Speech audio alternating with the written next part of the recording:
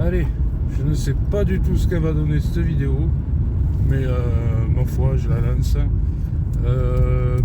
On the road again, je ne sais même pas vraiment si c'est un on the road again. C'est voilà, un petit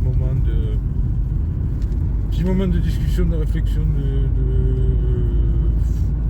de test aussi de matériel, parce que j'avoue que j'ai été un peu gâté pour Noël. Et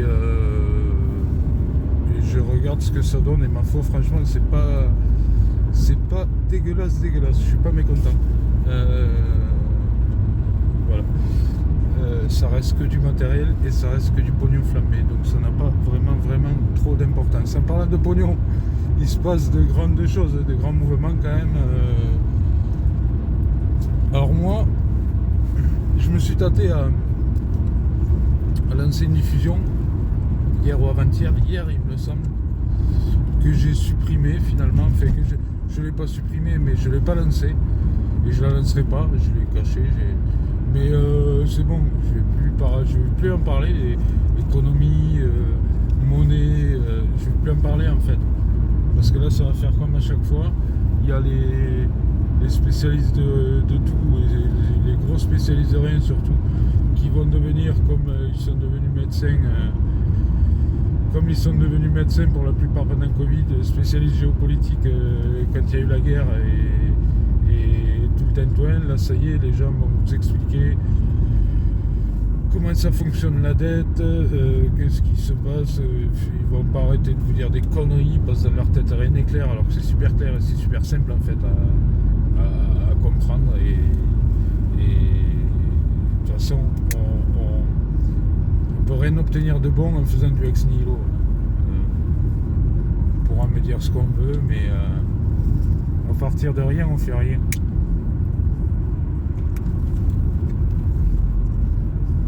La nature sans rien, elle fait rien.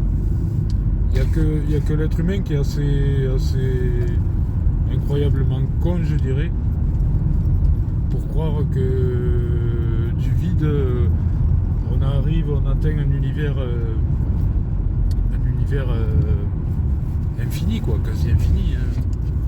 Après, j'en sais rien, je suis ni astrologue, ni astrophysicien, ni rien du tout, j'y connais que dalle, mais d'après ce que j'ai cru comprendre, et voilà, beaucoup de choses ont été fondées sur le Big Bang, qui était un jaillissement d'énergie, de matière, comme ça, de nulle part. Pouf, oh, il n'y avait rien et d'un coup il y a tout. Je crois que c'est Christophe Ambrosino qui disait ça, je crois qu'il avait fait une petite chanson là-dessus, Serviteur de paix, à l'époque. Mais ça peut rien donner de bon, hein. Concrètement. Donc voilà, moi l'aspect économique, l'aspect monétaire et l'aspect bancaire, j'ai pas envie d'en parler. J'ai pas envie non plus, j'anticipe, hein. Je sais que de toute façon ça finira par arriver sur le tapis, mais j'ai pas envie de parler des JO d'hiver en France, dans les Alpes. Il y a les Alpes et il y aura un pôle à Paris aussi, je crois, qui sont pour 2030. J'ai pas envie d'en parler en octobre ou en novembre 2029. Voilà. Il y a plein de choses en fait où on est vraiment pas proactif. Alors quand je dis je vise personne en particulier, mais ceux qui disent qu'ils regardent plus la télé, c'est marrant et c'est bizarre quand même, hein, parce qu'ils réagissent aux infos de la télé, en fait, d'une manière ou d'une autre. Donc c'est bien d'avoir éteint vos télés, hein. Mais en fait, vous sortez des choses d'un contexte qui est déjà tronqué, qui est déjà biaisé, pour faire une interprétation d'une situation dont on connaît ni les tenants ni les aboutissants la plupart du temps. Voilà. Je sais pas pourquoi j'en suis arrivé là. Si, ben écoutez, on est le 31 décembre 2025. Moi 2021, ça allait. Je me suis fait licencier. J'avais l'impression d'avoir un regain de boost et de trucs à faire dans la vie. Ça allait.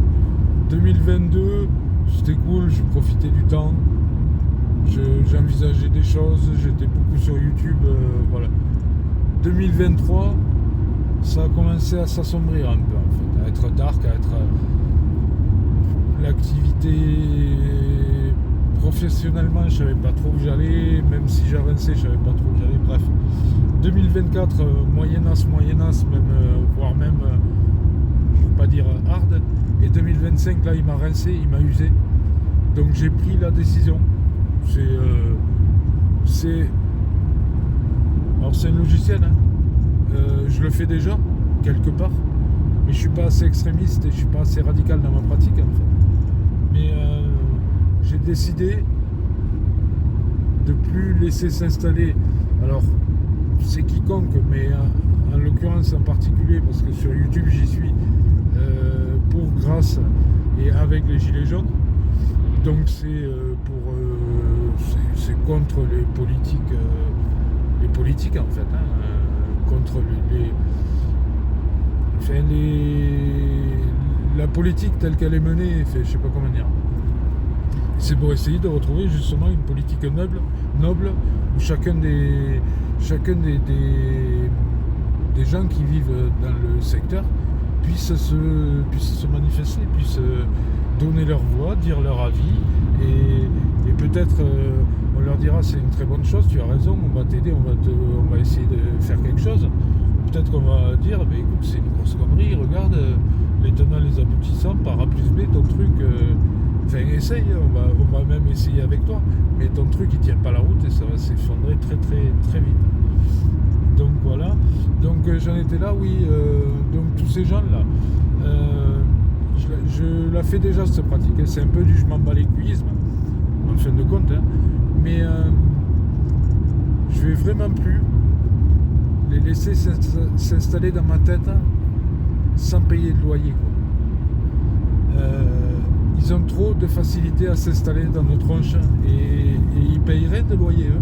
C'est nous qui payons tout en fait, on leur paye tout. Alors non seulement ils nous esclavagisent par l'extérieur, mais ils nous pourrissent la tête par l'intérieur. C'est des putains de vers solitaires en fait. J'ai souvent dit que c'était des parasites, ce sont effectivement des parasites, mais en fait c'est des vers solitaires. C'est des parasites destructeurs et en fin de compte ils sont à l'intérieur. Ouh, il était gros ce faisant. Ah non, c'était pas le faisant, c'était un rapace. N'importe quoi. Voilà pour les hommes politiques, pour l'année qui s'est écoulée. Personnellement, ouais, un peu plus de détente, un peu plus de. Alors j'ai tendance à être dans la dérision, hein, j'essaye d'être souvent désinvolte, mais je vais l'être encore plus. En fait. Je m'en bats les couilles, mais fois 1000. Tout ce qui est en train de bouger là, tout ce qui s'active là, en fait, toutes les guerres, toute la pandémie, tout le bordel, c'était pour camoufler leur faillite de leur système monétaire et leur système bancaire. En fait. Les gens commencent à ouvrir les yeux, les gens commencent à se réveiller. J'ai envie de dire c'est pas trop tôt, mais en même temps c'est peut-être trop tard. De toute façon, ce sera jamais trop tard. En fait, faut juste comprendre déjà une chose que je vais dire, que je vais répéter, que je répéterai peut-être une ou deux fois sur le rond-point 2.0 au début de l'année, mais que je ne répéterai plus par la suite. C'est pas le matériel, la nourriture, le carburant. C'est pas les choses que vous achetez qui coûtent plus cher. Arrêtez de dire que tout coûte de plus en plus cher. C'est pas vrai. C'est faux. Vous êtes dans la bêtise. En termes de valeur temps, c'est la même chose. Pour obtenir une douzaine d'œufs, il te faut un certain nombre de poussins qui ont grandi pendant tant de temps et qui vont pondre tant d'œufs chacun. Si tu as 6 poussins qui pondent un œuf chacun par jour et qu'il t'en faut une douzaine, et bien en 2 jours tu auras tes œufs. Mais à partir du moment où les poussins auront atteint un certain âge de maturité, admettons 6, 7, 8 mois peut-être, et qui seront en âge de pondre, et que la saison, que le climat, que la météo sera en adéquation avec leur cycle de ponte aussi. Donc ça, je parle des œufs qui en même temps, on peut parler aussi de la viande du poulet, on peut parler aussi d'un chevron pour bâtir une toiture, on peut parler de... un chevron, c'est du bois d'arbre. Un arbre pour pousser, il lui faut tant de temps. Et une fois qu'il est assez grand, assez gros, on peut le débiter et on peut extraire des chevrons, des litos, on peut extraire des choses dedans. Maintenant, il y a une valeur temps. La valeur temps, la valeur production, tout ça, en fait, n'augmente pas. La seule chose qui augmente, ce sont les prix, parce qu'en fait, mécaniquement, c'est la volée, la monnaie qui dégringole. On se fait voler, tout simplement.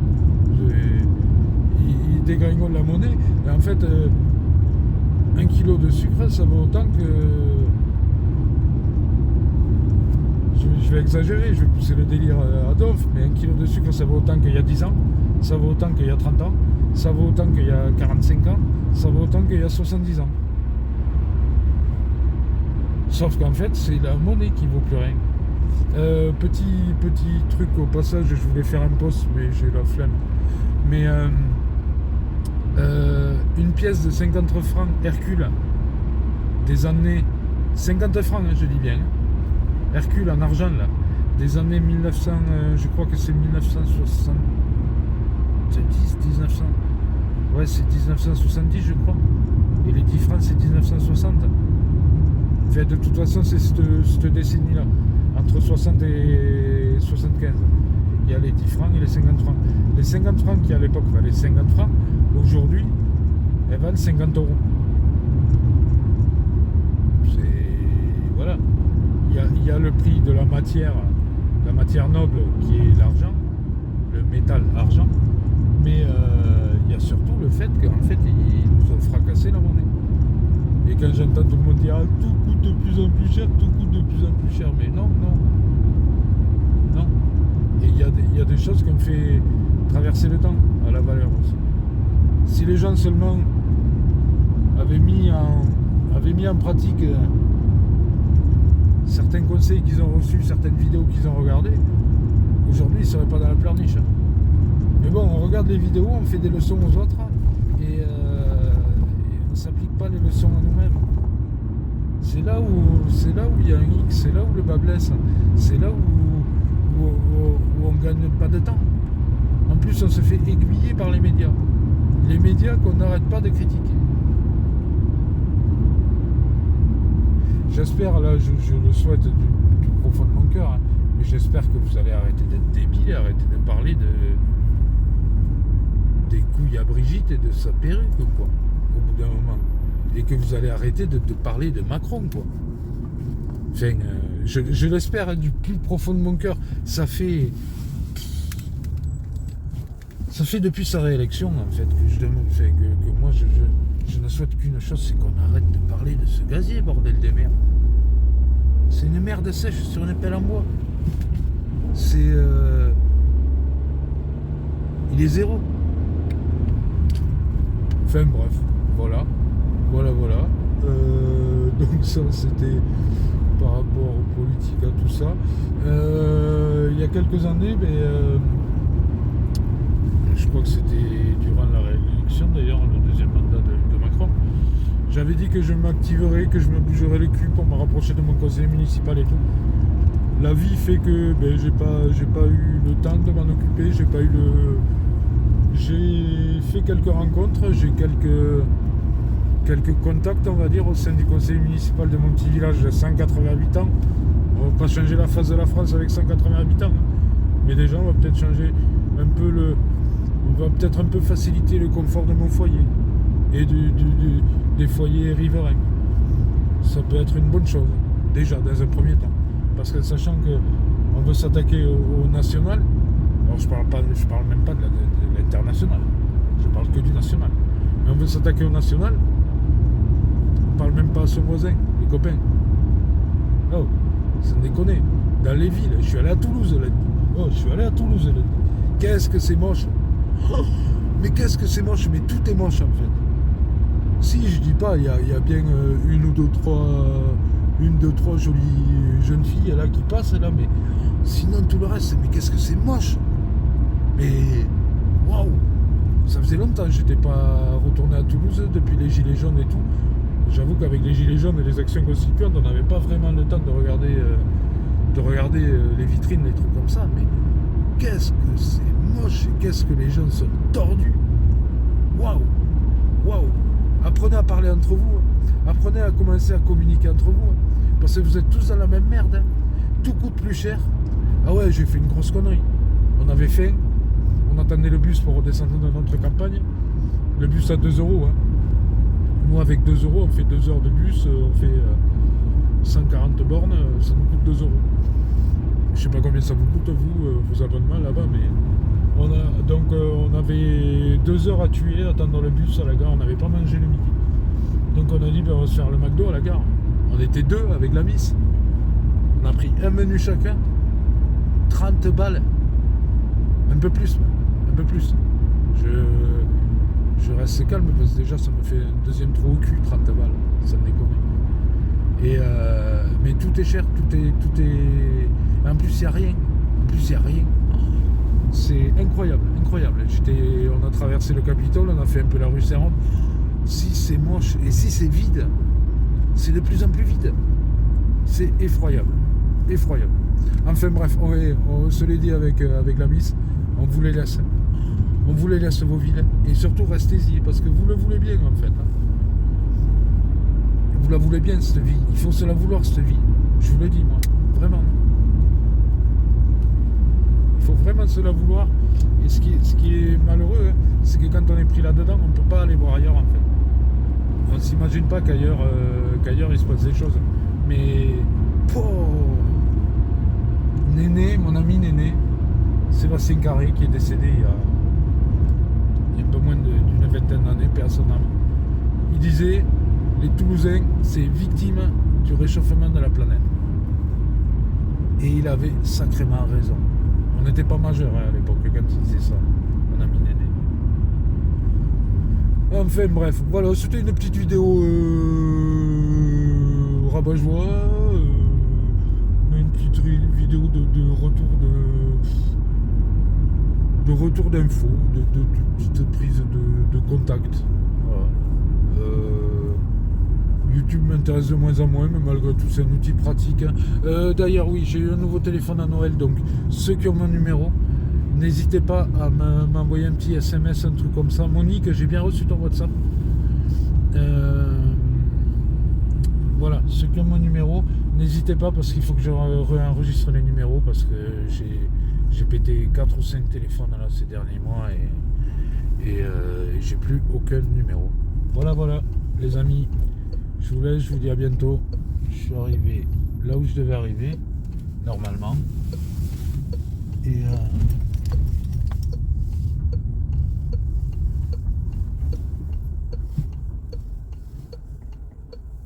A few moments later. Bon ben du coup je vous reprends. Finalement je me suis tapé probablement une quinzaine ou une vingtaine de kilomètres pour rien. J'ai voulu faire une surprise à un très très bon ami, à mon ami Mounir, qui je croyais avait changé de restaurant. En fait visiblement il est toujours au restaurant au Maquis, au restaurant historique. Bref, c'est pas grave, ça m'aura fait une balade et ça m'aura fait faire une longue vidéo. Je ferai un petit montage après de tout ça, c'est marrant et voilà, et puis ça faisait longtemps donc après à part je sais pas trop quoi raconter, la crise des agriculteurs. Est-ce que c'était un 10 septembre? Est-ce qu'on peut s'attendre à ce que ça ressorte? Moi je reste perplexe depuis le départ, hein. De toute façon, je vais être honnête avec vous.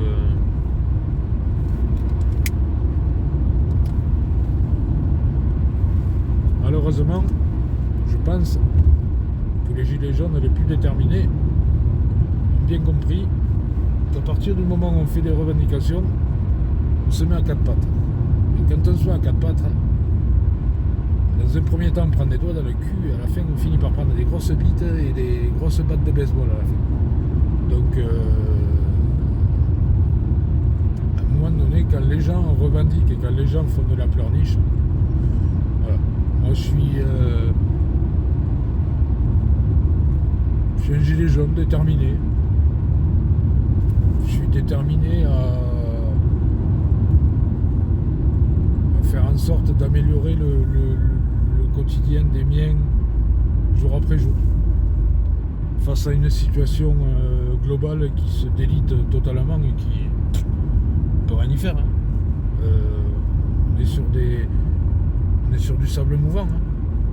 Donc il faut bâtir là-dessus. Tout en restant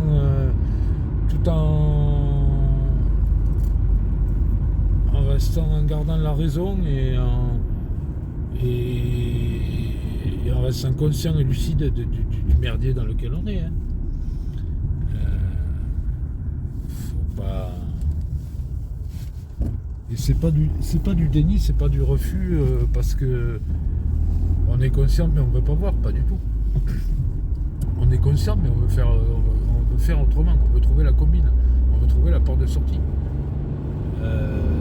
Ils éditent des lois et à chaque fois en bas de chaque petite loi il y a la petite porte de sortie, hein, je vous signale. Donc voilà, je suis revenu à ces gens-là, je suis revenu à ces connards. Alors j'avais dit dans le bout de vidéo précédente que je ne les laisserai plus rentrer dans ma tête sans payer le loyer, mais là ils n'ont rien payé du tout et ils rentrent dans ma tête et ils sortent par ma bouche carrément, tellement ils ont rempli ma cavité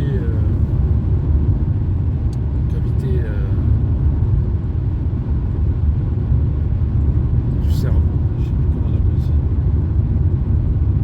ça, cérébral, voilà, cérébral. Enfin, c'est comme ça, il faut vivre. Ce qui ne tue pas nous rend plus fort.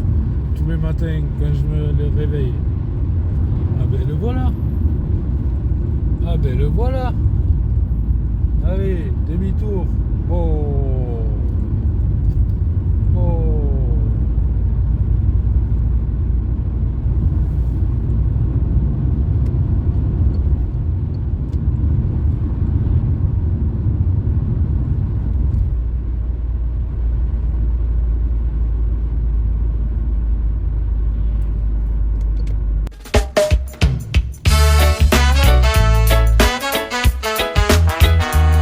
Bamba, oh oh. Je sais où je vais. Positive vibration. Où je vais, nana, oh oh. Ça y est, je sais où je vais, loin des pièges de Babylone. Je veux vivre en paix. Jamais vous ne m'y reprendrez. À vous les illusions, à moi la liberté. Ça y est, je sais où je vais, loin des pièges de Babylone. Je veux vivre en paix. Jamais vous ne m'y reprendrez. À vous les illusions, à moi la liberté. Je n'écoute pas les sirènes de la consommation, leur mélodie malsaine, leur manipulation. Tant de désirs dérisoires, de besoins accessoires, après lesquels on court sans même s'apercevoir que l'essentiel est ailleurs. On n'achète pas le bonheur, oui, l'essentiel est ailleurs. La vraie richesse vient du cœur.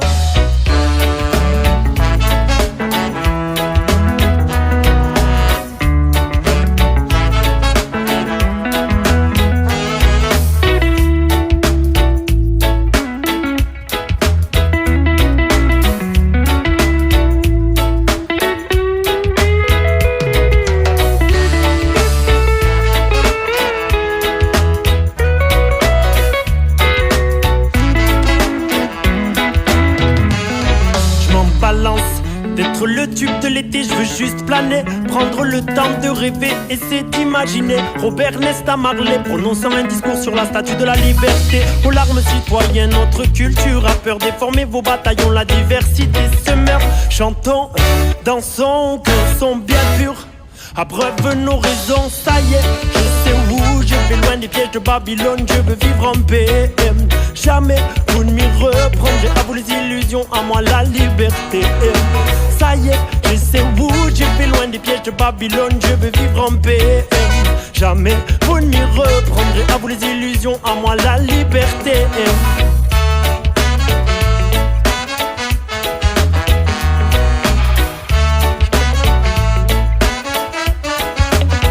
À nous la liberté.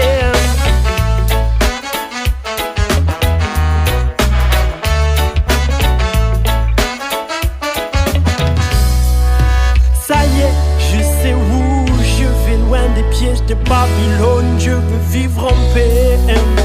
Jamais vous ne m'y reprendrez, à eux les illusions, à nous la liberté.